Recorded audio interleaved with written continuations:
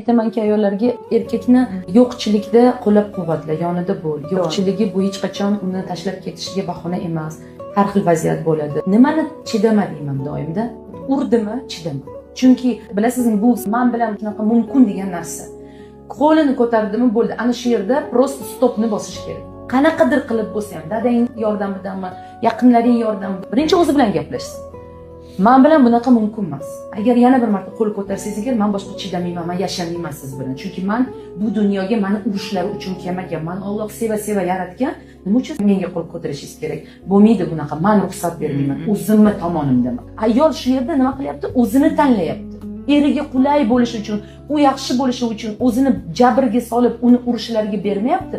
O'zini tanlayapti. Mana shu o'zini sevishda. Endi nima qilyapti? Ikkinchi marta yana shunaqa vaziyat bo'ldimi, chiqadi ota-onasiga aytadi.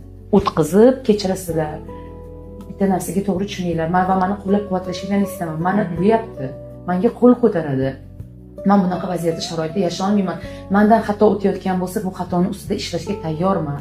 Balki men ham noto'g'ri qilayotgan, lekin meni albatta bunaqa urib, meni jazolash kerak emas deb ota-onasiga ayt. Ishlamadimi? Aynan shu yerda aytaman, hech qachon chidamang. O'zingiz tomoningiz bo'ling.